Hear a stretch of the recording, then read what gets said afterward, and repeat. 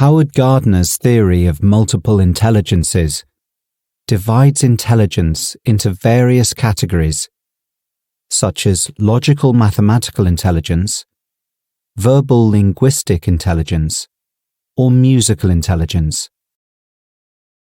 This challenged the popular idea that intelligence is a general ability measured by IQ.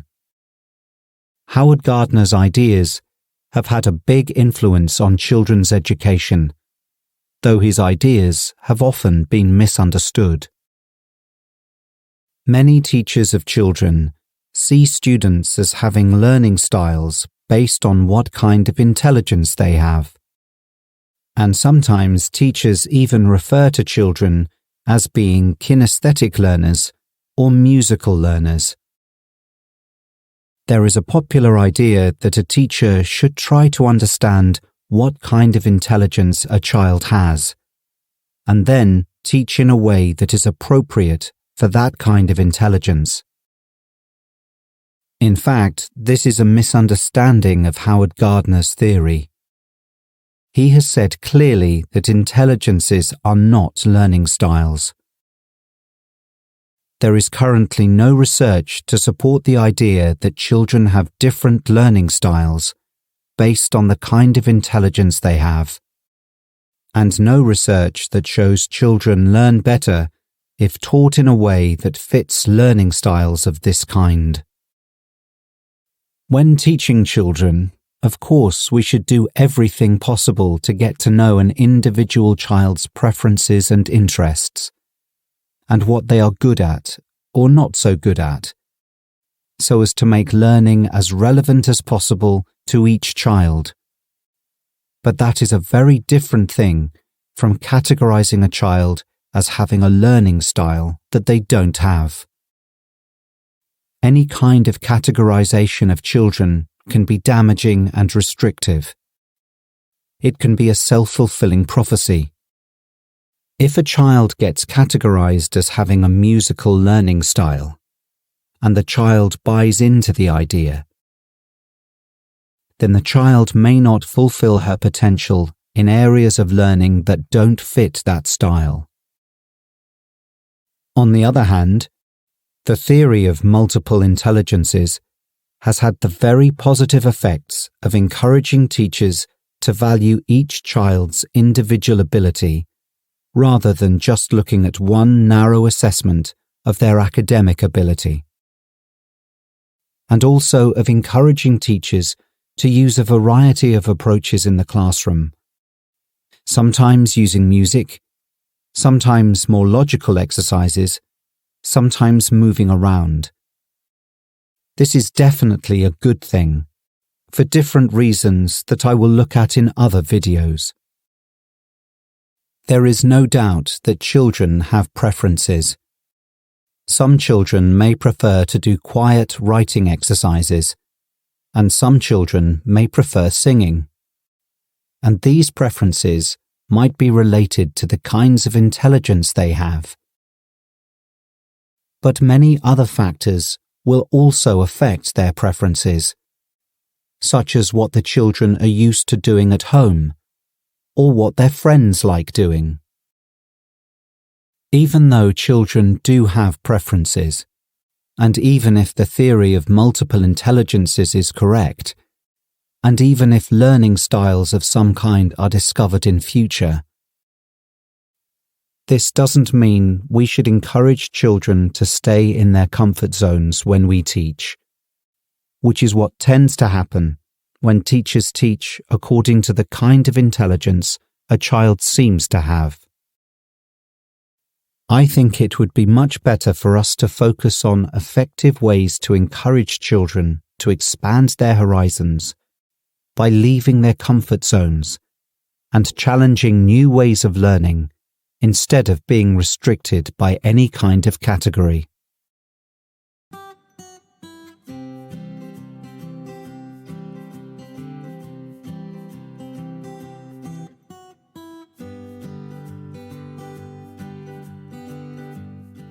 Humanistic or person-centered approaches to teaching children have long provided an alternative to teacher-centered approaches. There isn't just one humanistic approach that can be clearly defined here. Instead, I think it is more useful to look at some elements that are found in many humanistic approaches. I will give an overview of some of these elements here and look at each of them more deeply in other videos. First, cooperation. Humanistic approaches tend to favor cooperation among students rather than competition between students. The emphasis is on encouraging children to support each other through teamwork. Play. These days, most approaches to teaching children emphasize the value of play, but it has long had a very central role in humanistic approaches. In a humanistic approach, games in the classroom are normally seen as generating more genuine emotions and ideas than activities that are not games. They bridge the gap between a child's world outside the classroom and inside the classroom. Individualized whole learning. Humanistic approaches emphasize the importance of the individual feelings and perceptions of each child. They focus on building up children's autonomy and educating the child as a whole person. This leads to a focus on social and emotional aspects of learning, not just on developing a child's intellect. And it also leads to greater focus on diversity in the classroom. Choice. A key element in a humanistic approach is choice. Children should feel they are making genuine choices, not just following the teacher. In some situations, this means giving the children a lot of freedom to study what they want. In other situations, particularly when there is a shortage of time, it means building up the children's interest and need for a lesson target before they learn it. Tolerance of ambiguity. I think humanistic approaches tend to foster children's tolerance of ambiguity, rather than teaching in a clear-cut way where answers are clearly right or wrong. Children with a high tolerance of ambiguity can more easily handle uncertainty, mystery, confusion, surprises, the unknown. In fact, they can more easily handle new things.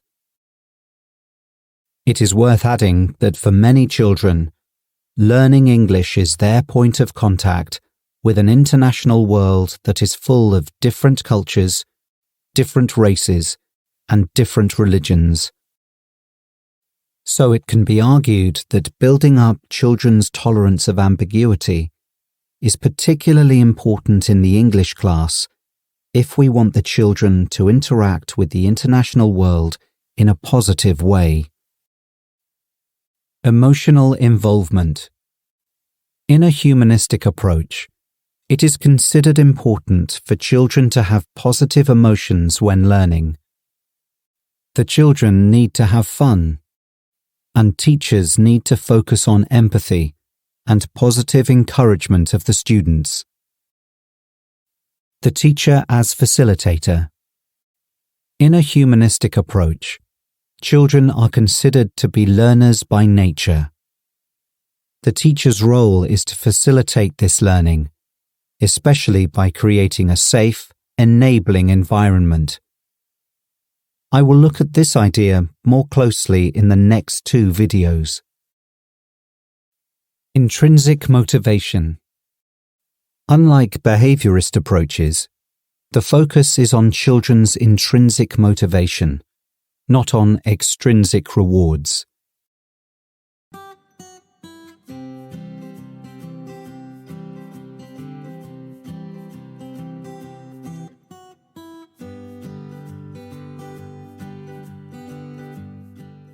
Carol Dweck's research on the difference between a fixed mindset and a growth mindset has had a big impact on the way children are taught. Children with more of a fixed mindset tend to assume that their character, intelligence, and creative ability are fixed. These children tend to look for confirmation from others that they have a good character and are intelligent. And when they see themselves as having some kind of skill, they tend to avoid taking risks and avoid failure so as to maintain their fixed view of themselves as being good at something. Children with more of a growth mindset tend to challenge new things and see failure as a springboard for growth. These children tend to believe that everybody can change and grow if we make an effort, and they have more of a passion for learning. Clearly, children with growth mindsets are better learners. Although the mindset of a child begins to develop at a very young age, it is important to understand that these are not clear-cut categories. Our mindset can evolve and change, and all of us can sometimes have a more fixed mindset and sometimes more of a growth mindset. Many factors can influence this. With children, it has been found that praising children's ability can trigger a fixed mindset. Some argue that praising effort is okay, as long as the children can see that the effort has led to a positive outcome. And others argue that we should avoid all praise and focus on showing interest in what the children are doing and giving non-judgmental feedback. This workshop will be continued in the next video.